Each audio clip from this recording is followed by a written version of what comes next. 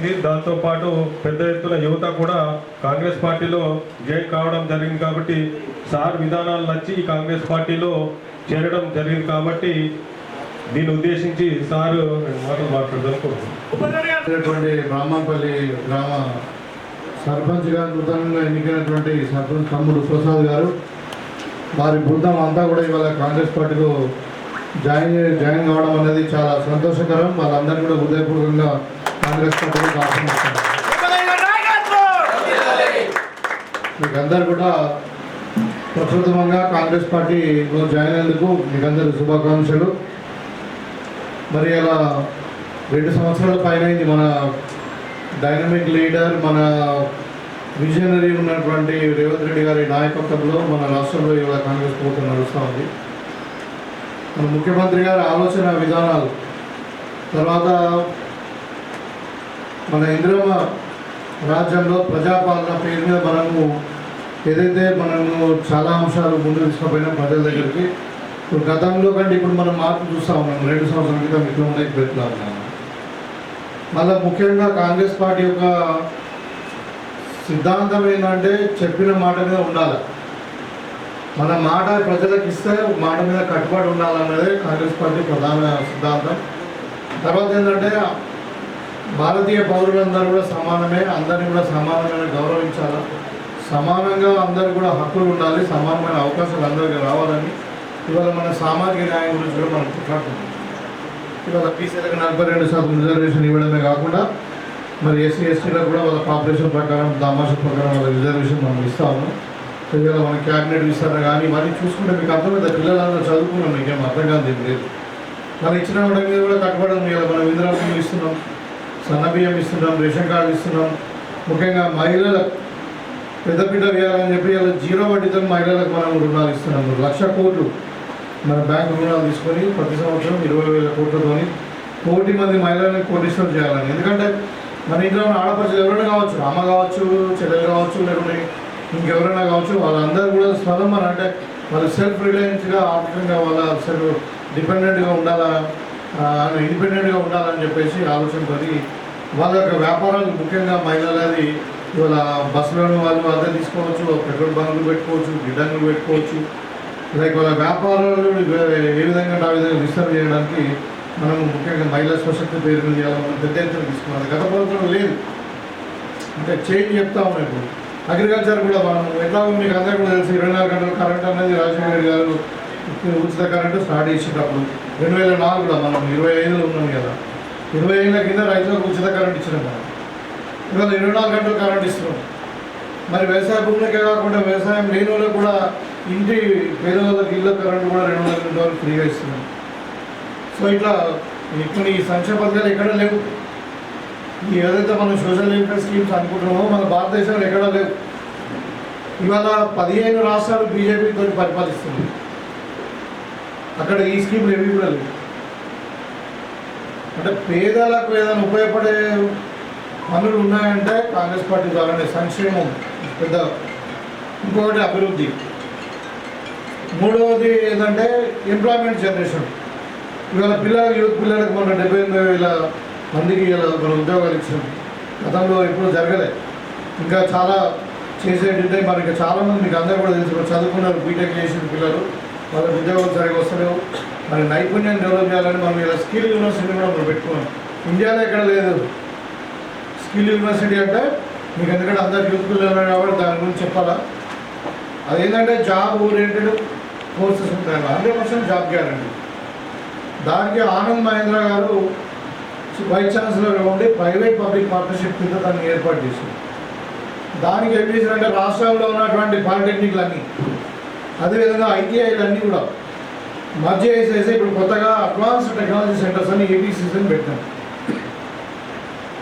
దాంట్లో ట్రైనింగ్ ఇస్తారు. మీరు పిల్లలు ఎవరైనా ప్రతి ఒక్కరు ఇంజనీరింగ్ చేయాలని లేదు కదా. ఇంటర్మీడియట్ తర్వాత మీరు ఒక మెకానిక్ కావాలి, ఒక ఎలక్ట్రీషియన్ కావాలి, ఒక కార్పెంటర్ కావాలి, ఇంకేదో కావాలి, ఇంకేదైనా. ఇవాళ మనం నిజంగా చెప్పాలంటే మనకు సెల్ ఫోన్ ఇవ్వకపోవడం మనం అందరం వాడతాం. మనకి క్వాలిఫైడ్ సెల్ ఫోన్ మెకానిక్ లేడు. ఎవరి దగ్గర నేర్చుకున్నాడు మళ్ళీ ఇంకో దుకాణం పెట్టుకుని ఆయన చేస్తుంది. ఇక్కడ కంపెనీ ఏదో కొన్ని ట్రైనింగ్ ఇస్తుంది. ఇప్పుడు ట్రాక్టర్స్ ఉంటాయి, ట్రాక్టర్ మెకానిక్ లేడు మన దగ్గర. బోర్వెల్స్ ఉంటాయి, బోర్వెల్ మెకానిక్ లేడు, క్వాలిఫైడ్. ప్లంబర్ ఉంటాడు, మన ఇల్లు కట్టుకుంటా ప్లంబర్ ఉంటాడు, మేసన్ ఉంటాడు, కార్పెంటర్ ఉంటాడు, ఎవరు క్వాలిఫైడ్ వాళ్ళు కాదు. అదే మనం ఇప్పుడు స్కిల్ యూనివర్సిటీలో మీకు ఏంటంటే ఒక డిగ్రీ ఇస్తారు అప్రెంటిస్షిప్. అది 6 నెలల కోర్సా, సంవత్సరం కోర్సా, 3 నెలల కోర్సా, 5 నెలల కోర్సు వరకు ఉంటుంది. స్పెషలిస్ట్ కూడా అవుతారు.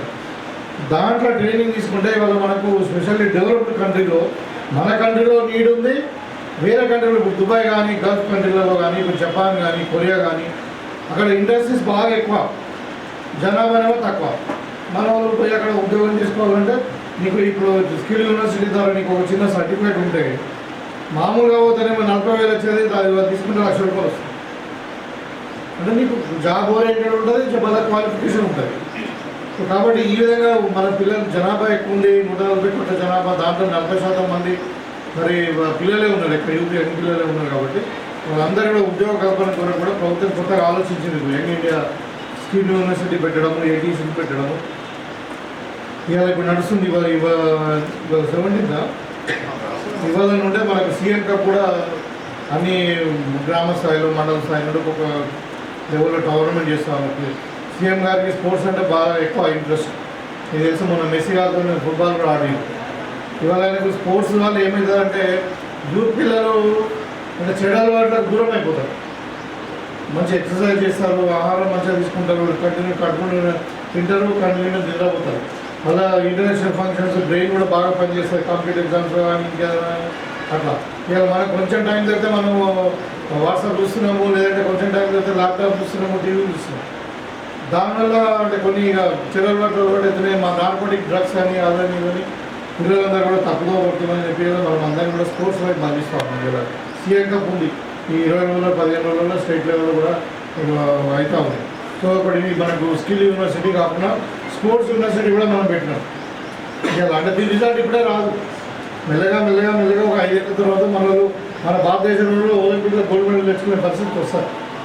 సో ఈ విధమైన ఆలోచన ప్రభుత్వానికి ఉంది. వాళ్ళ స్కూల్స్ మనం డెవలప్ చేసుకున్నాం, ఇంటిగ్రేటెడ్ స్కూల్ వస్తుంది. అందరూ పిల్లలు ఇంత గతంలో ఏం చేశారు, ఎస్సీలకు సపరేట్ స్కూల్ పెట్టాడు, బీసీలకు సపరేట్ స్కూల్ పెట్టాడు, మైనారిటీలకు సపరేట్ స్కూల్, బీసీలకు సపరేట్ స్కూల్, ఎస్సీలకు సపరేట్ స్కూల్, ఇట్లా స్కూల్ లెవెల్లో విడదీసి మేమైతే అట్లా చదువుకోలేదు.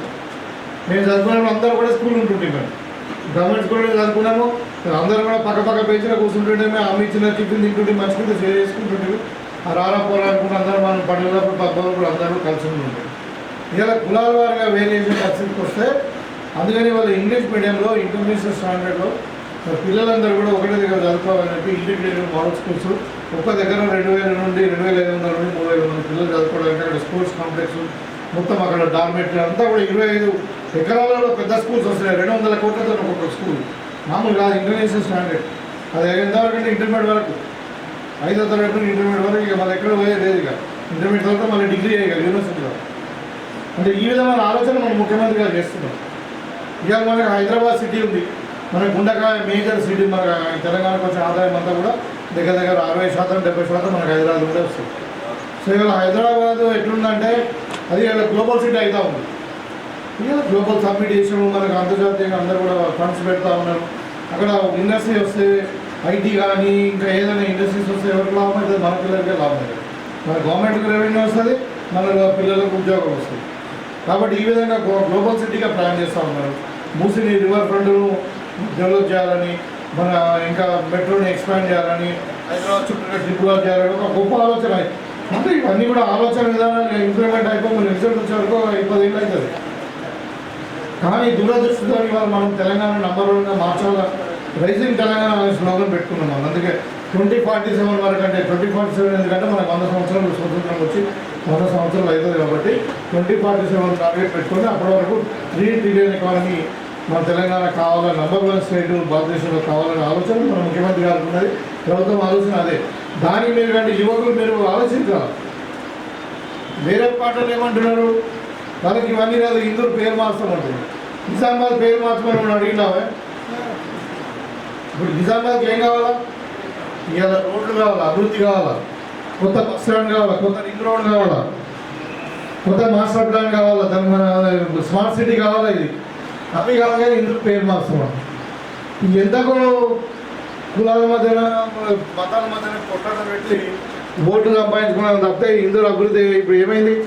ఇవాళ మీరు చూడండి, మీరు సిద్దిపేట పోయి చూడండి, కరీంనగర్ పోయి చూడండి, మీరు పెద్దపల్లి పోయి చూడండి, ఖమ్మం పోయి చూడండి. మన లాంటి సిటీలు చిన్న చిన్న సిటీస్ హైదరాబాద్ కావాలి.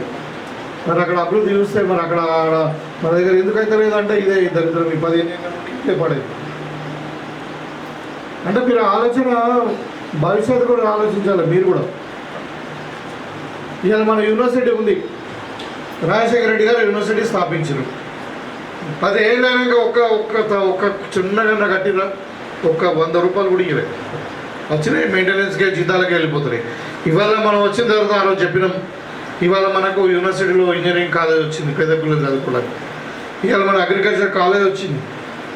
ఇవాళ మనకి ఇండోర్ స్టేడియం వచ్చింది, ఒక పెద్ద ఆడిటోరియం వచ్చింది. ఇలా దగ్గర 100 కోట్లు మన యూనివర్సిటీలో ఇలా పనులు జరుగుతూ ఉన్నాయి.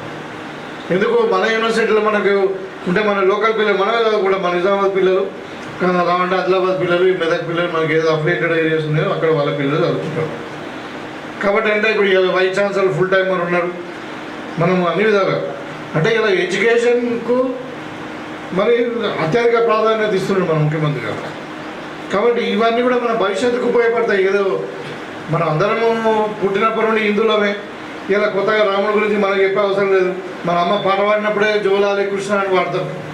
వీళ్ళు హిందూ మతం గురించి వీళ్ళు మనకు కొత్త చెప్పే అవసరం లేదు.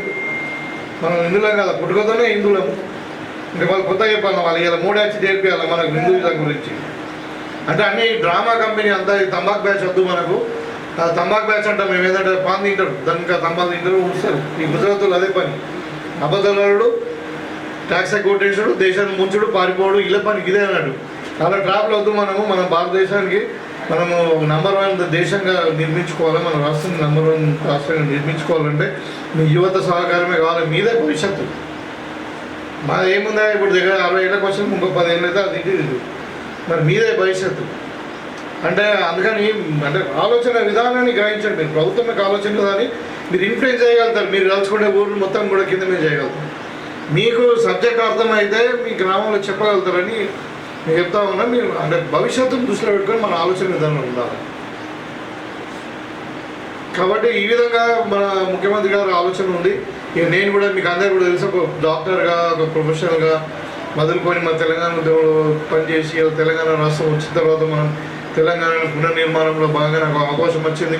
మీరందరూ నాకు అవకాశం ఇచ్చారు. ఇలా ఎమ్మెల్యేగా ఉన్నా నాకేం లేదు, మన నియోజకవర్గాన్ని అభివృద్ధి చేయాలని ఒక కోరిక తప్పితే ఇంకేం లేదు.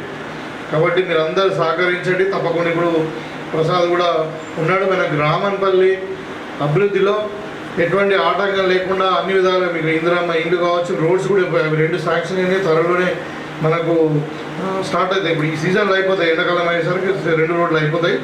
మళ్ళీ ఇంకా బస్ స్టాండ్ అంటున్నాం, ఇది అది అయిపోతుంది. గ్రామంలో యూత్ కమ్యూనిటీ హాలు, అన్ని వీధుల్లో సీసీ రోడ్లు, డ్రైనేజ్లు, ప్రాథమిక ఆరోగ్య కేంద్రము లేదు. మీకు అది గ్రామ పంచాయతీ కూడా నేను వచ్చినాకనే చేయించినది. ఇట్లా వచ్చినాము, ఏదో ఫంక్షన్ మీద వచ్చినాము, కూలిపోతుందని కానీ తెల్లారి 15 రోజులు శాంక్షన్ చేయించిన ఇలా కంప్లీట్ కూడా అయింది అది. సో అంగన్వాడీ భవనం అందరూ తప్పకుండా అంగన్వాడీ భవనాలు కానీ, ప్రాథమిక హెల్త్ కేంద్రం, సబ్ సెంటర్ కానీ ఇవన్నీ కూడా ఇస్తాము. సీసీ రోడ్స్ కూడా ఇవన్నీ కూడా తప్పకుండా విడుదల చేస్తాం. తర్వాత ఇంకోటి ఏంటంటే ఈ రోడ్లు కూడా అయిపోతాయి. మళ్ళీ మీకు ఇందిరమ్మ ఇల్లు కూడా ఇస్తాం. కూరగాయల మార్కెట్ అన్నారు, తప్పకుండా మీరు ప్లేస్ చూసుకోండి. నా సిడిపి నుండి మీకు అక్కడ మార్కెట్ షెడ్ కట్టుకోవడానికి ఇస్తాం. మొత్తం మీద మీ అందరూ మీకు నాయకత్వం వహించాలి. ఒక ప్రసాద్ లీడర్స్ కాదు, అర్థమైందా? మీ గ్రామం మన గ్రామం, ఇది మనమే లీడ్ చేసుకోవాలా, మనమే ఇది మన ఇంటి పని అనుకోవాలా. ఇప్పుడు ఎట్లుంటుందంటే మనం ఈ భూమి మీద పుట్టినాం, మన ఊళ్ళో పుట్టినాం, పుట్టుక మన చేతిలో లేదు. ఇదే బొంబాయిలో పుట్టచ్చు కదా, మన బ్రాహ్మణ ఎందుకు పుట్టినాం అంటే ఏదో బాకీ ఉందాడు మన పక్కలతోనే, మన తల్లిదండ్రులతోనే ఏదో బాకీ ఉంది. కాబట్టి మీరు మంచిగా 8 గంటలు చదువుకోండి, 8 గంటలు నిద్రపోండి. ఇంకా 8 గంటలలో మీ ఫ్యామిలీతో స్పెండ్ చేయండి, అన్నీ చేయండి, మీ ఫ్రెండ్స్తో స్పెండ్ చేయండి. కానీ రోజు 1 గంట గ్రామం గురించి ఆలోచించండి. 1 గంటనే గ్రామంలో ఏం చేస్తే బాగుంటుందని చెప్పి గ్రామం గురించి ఆలోచించండి. ఆ గ్రామం బాగుపడితే మనం బాగుపడ్డట్టే. ఇప్పుడు మనం ఒకళ్ళు బాగుంటే సరిపోతే పక్కన కూడా బాగుండాలి కదా. సో ఈ విధంగా మనం ఒక పాజిటివ్ దృక్పథంతో మనం ముందుకు పోదాం. తప్పకుండా గ్రామన్పల్లిని ఒక ఆదర్శ గ్రామంగా తీర్చిదిద్దుదామని చెప్పి కోరుకుంటూ మీకు మళ్ళొకసారి హృదయపూర్వకంగా స్వాగతం పలుకుతూ సెలవు.